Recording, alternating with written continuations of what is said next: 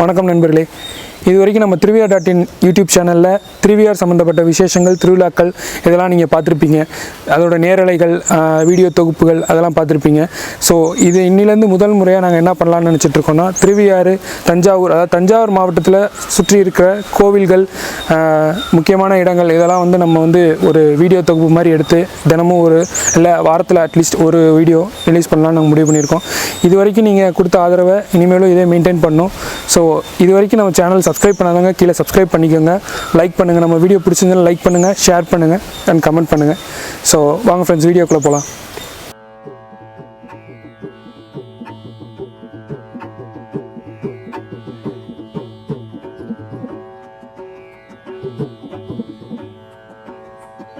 தஞ்சாவூர் மாவட்டம் கும்பகோணத்துலேருந்து சுவாமிமலை போகிற வழியில் புளியஞ்சேரியிலேருந்து 2 கிலோமீட்டர் தொலைவில் இருக்கிறது தான் இன்னம்பூர்ங்கிற கிராமம். அந்த இன்னம்பூர் கிராமத்தில் இருக்கிற தேவார பாடல் பெற்ற ஸ்தலம் தான் இந்த பூங்கொம்பு நாயகி சவுந்தர நாயகி உடனாகிய அருள்மிகு எழுத்தரிநாதர் திருக்கோவில்.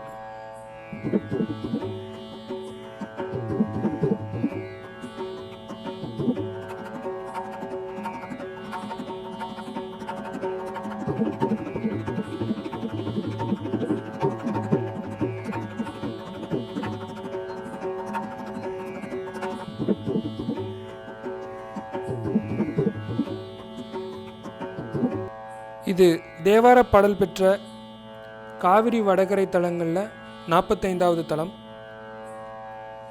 இந்த கோவிலோட ராஜகோபுரம் பார்த்தீங்கன்னா ஒரு 5 நிலை பெற்ற ராஜகோபுரம்.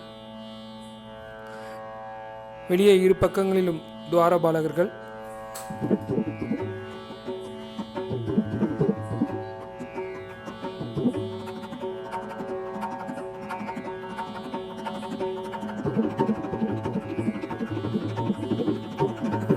இந்த கோவிலோட மூலவர் அருள்மிகு எழுத்தரிநாதர், அம்மன் நித்திய கல்யாணி சுகந்த குந்தலாம்பாள். இந்த கோவிலோட தல விருட்சம் செண்பக மரம். இந்த கோவிலோட தீர்த்தம் ஐராவத தீர்த்தம்.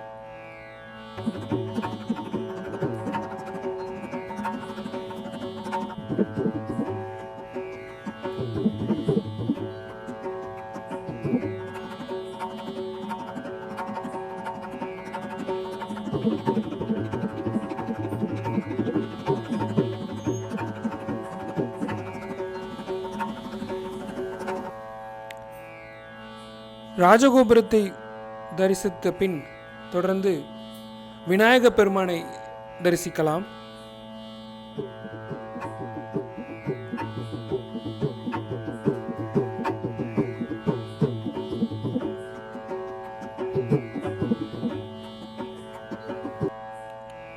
விநாயக பெருமான் அருகில் பலிபீடமும் உள்ளது. இத்திருக்கோவிலில் பிரம்மோற்சவம் இல்லை என்பதால் கொடிமரம் இடம்பெறவில்லை.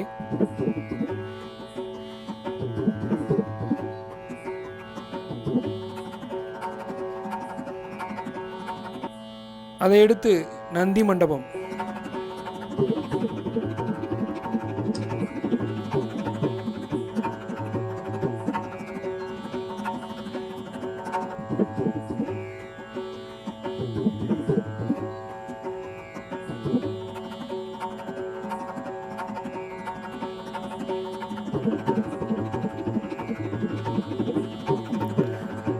நந்தியம்பெருமானுக்கு எதிரில் அமைந்துள்ளது கோவில் உள் நுழைவாயில்.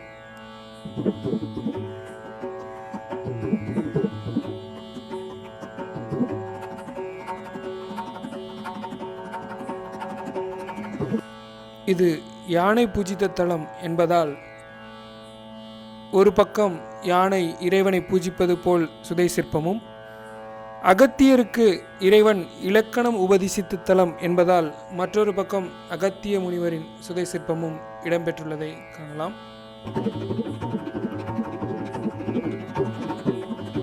இது திருநாவுக்கரசர் மற்றும் திருஞான சம்பந்தரால் பாடல் பெற்ற தலம். ஆதலால் ஒரு பக்கம் திருஞான சம்பந்தரும் மறுபக்கம் திருநாவுக்கரசரும் வண்ணம் தீட்டப்பட்டுள்ளது.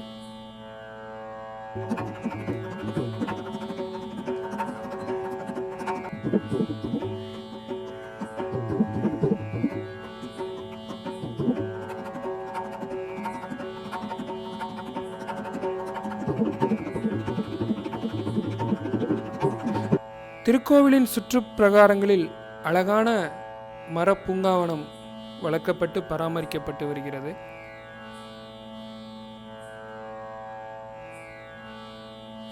நந்தி மண்டபத்திற்கு வலது பக்கத்தில் அமைந்துள்ளது சுகந்த குந்தலாம்பாள் அம்மன் சன்னதி.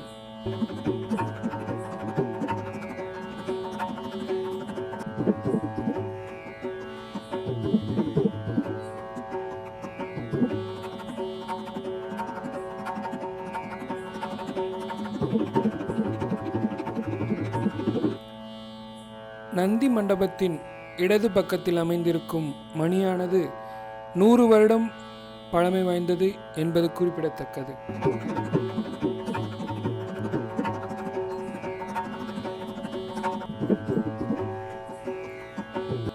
இறைவன் சுயம்பு மூர்த்தியாக உருவாகி இருப்பதால் தான் தோன்றி ஈஸ்வரர் என்றும் அட்சரபுரீஸ்வரர் என்றும் அழைக்கப்படுகிறார். அட்சரம் என்றால் எழுத்து, அதாவது கல்வி குறைபாடு உள்ள குழந்தைகள், வாய் திக்கி பேசும் குழந்தைகள் இங்கு வந்து பிரார்த்தனை செய்தால் அவர்கள் சுகம் பெறுவர் என்பது நம்பிக்கை.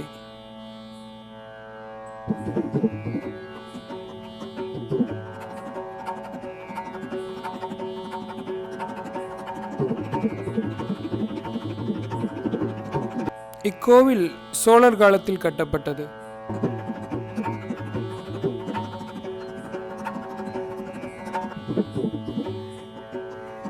கோவிலின் உள் நுழைவாயிலில் நுழைந்தவுடன் திருஞான சம்பந்தர் மற்றும் திருநாவுக்கரசர் அருளிய தேவார பதிகங்களை கல்வெட்டுகளில் பொறித்திருப்பதை காணலாம்.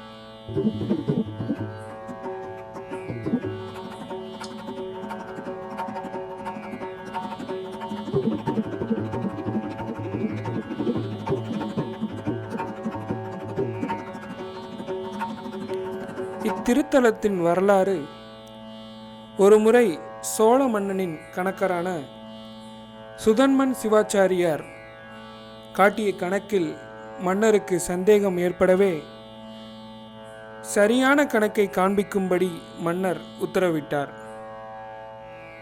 தாம் சரியான கணக்கை காண்பித்தும் தம் மீது பழி வந்து விட்டதே என்று எண்ணிய சிவாச்சாரியார் சிவனிடம் முறையிட்டார். உடனே சிவபெருமான் அந்த சுதன்ம சிவாச்சாரியார் வடிவத்தில் மன்னனிடம் சென்று மன்னனின் சந்தேகத்தை போக்கினார். இறைவன் தம்மை போல் வந்ததை அறியாத சுதன்ம சிவாச்சாரியார் சற்று நேரம் கழித்து சரியான கணக்குடன் சென்று மன்னரிடம் கணக்கை ஒப்படைத்த போது ஏற்கனவே காட்டிய கணக்கை மீண்டும் காட்ட காரணம் என்ன என்று கேட்டபோது சிவபெருமான் தன்னை போல் வந்திருப்பதை உணர்ந்த சுதன்ம சிவாச்சாரியார் மன்னரிடம் இந்த விஷயத்தை எடுத்துரைத்தார். தன் தவறை உணர்ந்த மன்னன் சிவாச்சாரியாரிடம் மன்னிப்பு கேட்டதுடன் ஈசனுக்கும் கோவில் எழுப்பியதாக வரலாறு கூறுகிறது.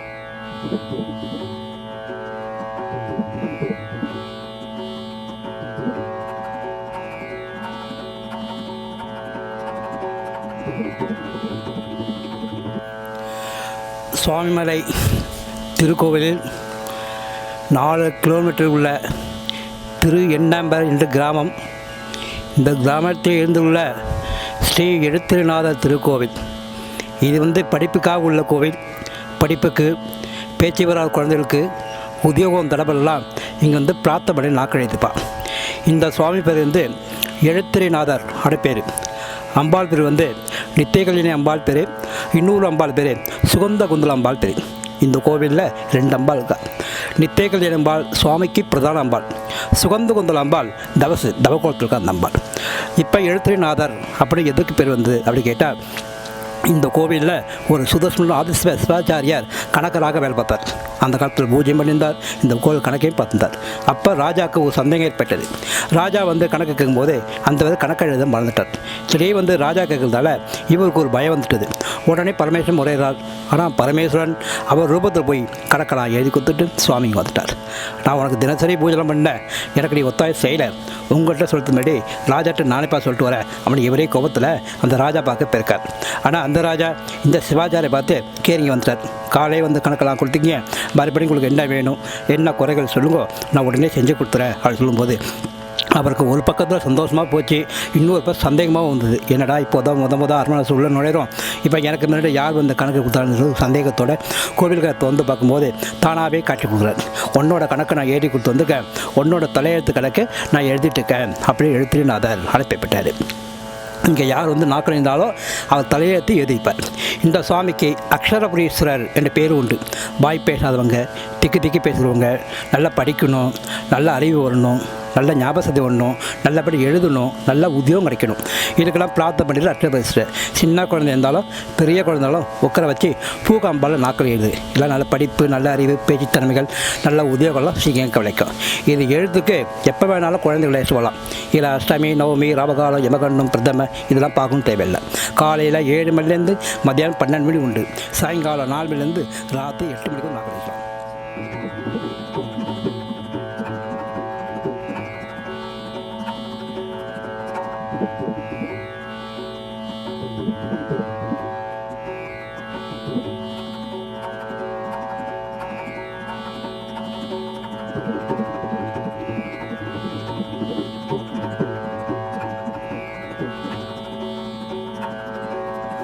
இங்கு அமைந்துள்ள விமானம் கஜபிருஷ்ட விமானம், அதாவது யானை படுத்து கொண்டிருப்பது போன்று அமைக்கப்பட்ட விமானம்.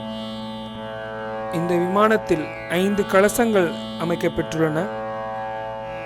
5 கலசங்கள் என்பது இறைவனின் 5 தொழில்களை குறிப்பிடுவதாக அமைக்கப்பட்டுள்ளது. உள்ளே இறைவனுக்கு வலதுபுறம் நித்திய கல்யாணி அம்பாளின் சன்னதியும், இடதுபுறத்தில் 4 சன்னதியும் அமையப்பெற்றுள்ளது. இது சூரியன் வழிபட்ட தலம் என்பதால் இன்னம்பூர் என்று அழைக்கப்படுகிறது. இன்னன் என்றால் சூரியன், சூரியன் நம்பிய ஊர் இன்னம்பூர்.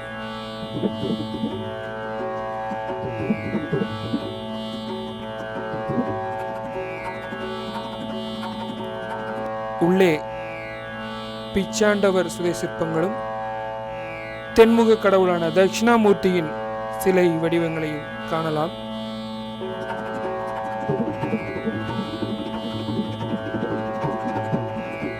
இந்த ஊர் பேரே திரு எண்ணாம்பல், சூரியன் வழிபட்ட ஸ்தலம். சூரியன் பூஜை பண்ணுறதால இந்த ஊர் பேர் எண்ணாம்பல் அப்படின்னு பேர் பெற்றது. ஆவணி 31, புரட்டாசி 1, 2 அந்த 3 தேதிகளும் காலையில் 6, 8க்கு சூரிய ஒளி சிவன் எட்டப்படும். அன்றைக்கி சூரிய பூஜை நடக்கும். அதே போல் பங்குனி மாதமும் 13, 14, 15 அந்த 3 தேதிகளும் காலையில் 6, 18க்கு அதே போல் சூரிய ஒளி சிவன் எட்டப்படும். அன்றைக்கி சுருமம் நடக்கும்.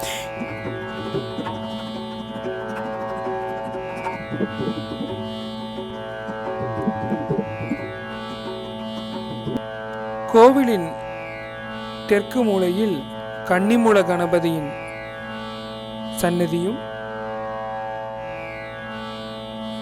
இறைவனின் கர்ப்ப கிரகத்தின் பின்புறம் அர்த்தநாரீஸ்வரரின் சிற்பமும் காணலாம்.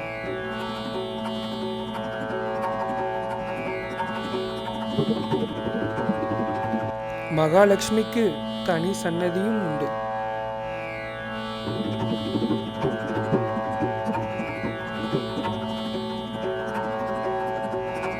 நடராஜர் சன்னதியில் ஆனி மாதம் திருமஞ்சனம் சிறப்பாக நடைபெறுகிறது.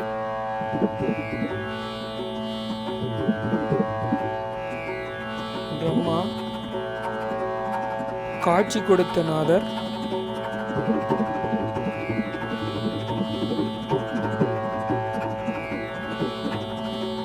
துர்க்கை மற்றும் சண்டிகேஸ்வரர் சந்நிதியும் உள்ளது.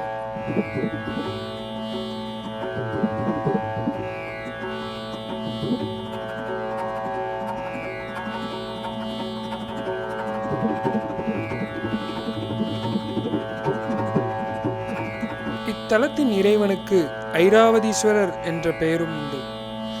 தேவேந்திரனின் வெள்ளை யானை வாகனமான ஐராவதம் தன் பாப விமோச்சனம் பெற இன்னெம்பூர் இறைவனை வேண்டி வழிபட வந்தபோது கோவிலின் வாயிலில் உள் நுழைய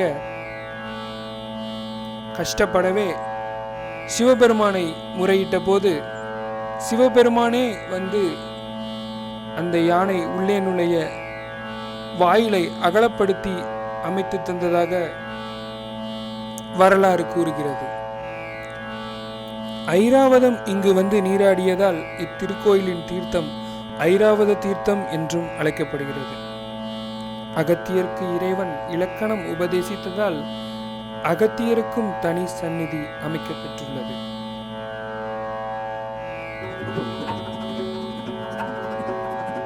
இந்த சுவாமிக்கு ஐராவதீஸ்வரர் என்ற பெயர் உண்டு. தேவேந்திரன் வாகனம் ஒரு வெள்ளை யானை.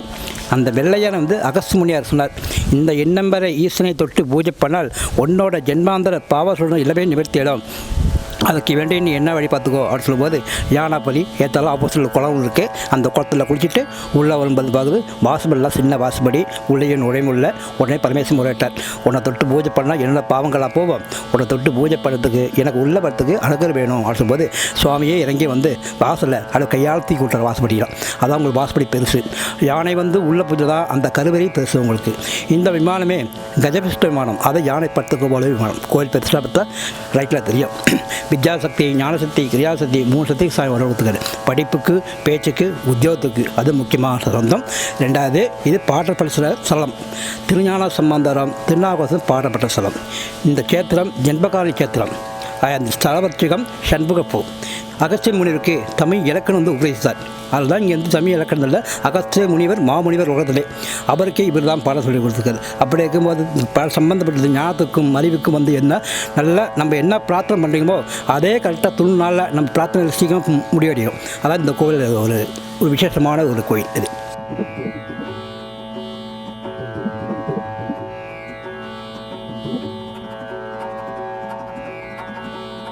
கோவிலின் வெளி வடக்கு பிரகாரத்தில் ஸ்தல விருட்சமான செண்பக மரத்தை நாம் காணலாம்.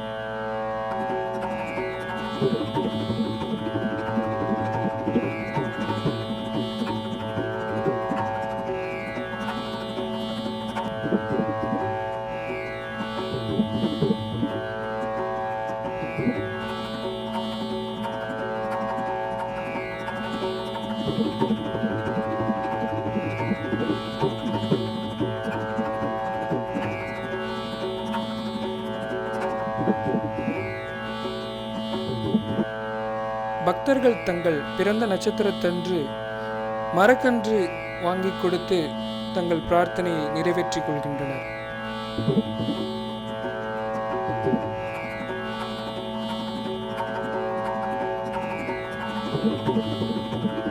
அதாவது அவங்கவுங்க நட்சத்திரப்படி, அதாவது 27 நட்சத்திரத்துக்கும் ஒரு சாமி இருப்பார். ஒரு ஊர்லேயும் ஒரு சாமி தேவஸ்தானம் இருப்பார். ஆனால் அந்த 27 நட்சத்திரக்கும் இந்த 74 சாமி தான் அதிபதியாக காட்சி கொடுக்கிறார்.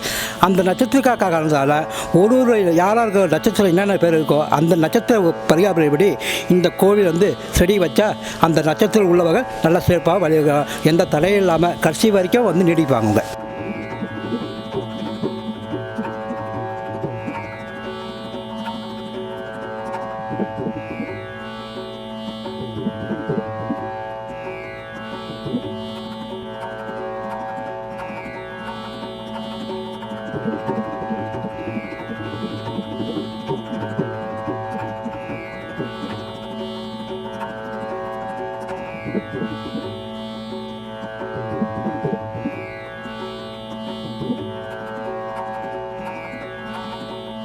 நித்தியகலினி அம்பாள் திருமண தோஷ நிவர்த்தியாக செலவாகும். இதில் பௌர்ணமி பண்ணுற டைம் வந்தால் அதுக்கு மட்டும்தான் இந்த கோவில் அர்ச்சனை பண்ணுறோம். இந்த கல்யாண பிரார்த்தனைக்கு வேண்டிய சாமான் என்னென்னா, ஆண்களுக்கு 60 உருண்டை மஞ்சள், பெண்களுக்கு 61 மஞ்சள் உருண்டை மஞ்சள் ஆகணும். ஒரு மாலை, ஒரு தேங்காய், வத்தல் பாக்கு, ஒரு எலுமிச்சம்பழம் இருந்தால் போதும். கல்யாணம் வந்து பௌர்ணமிக்கு மட்டும் வந்து அர்ச்சனை பண்ணால் 2 பௌர்ணமி தான். 3வது பௌர்ணமிக்கு சீக்கிரமாக கல்யாணம் தம்பதியாக வருவாங்க. தம்பதியாக வரும்போது புதுசாக 2 மாலை, 2 தேங்காய், வத்தல் பாக்கு வாங்கிட்டு சன்னதியில் உட்காந்துட்டு நாக்கில் எழுதி பிரார்த்தனை பண்ணிவிடலாம். 2வது இங்கே அஷ்டமி ஹோமம் ரொம்ப சிறப்பாக நடந்து கொண்டு இருக்குது. ஒரு கால கிருத்திகை, சங்கட சதுர்த்தி, இப்போ விநாயகர் சதுர்த்தி, தீர்த்தபார சுவாமிகள் எல்லா உற்சவங்கள் நடந்து கொண்டு இருக்குது. அதாவது 10 நாள் பிரம்மோத்சவம் கிடையாதுங்க, மற்ற எல்லா விஷயமும் நடந்துக்குதுங்க. திருவாதிரை 10 நாள் மண்டபடி இருக்குது. அந்த சுவாமி புறப்பாடு 4 வீதி புறப்பாடு உண்டு. மற்ற எல்லா விஷயமும் உண்டுங்க.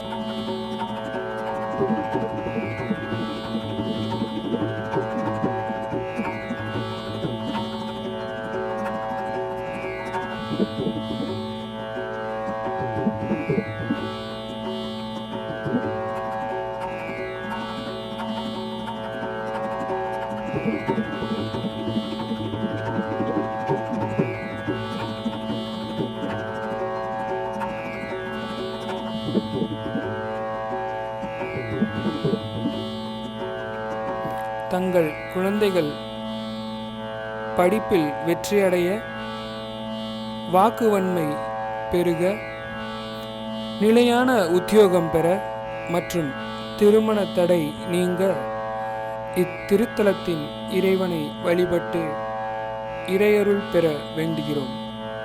ஓம் நம சிவாய்.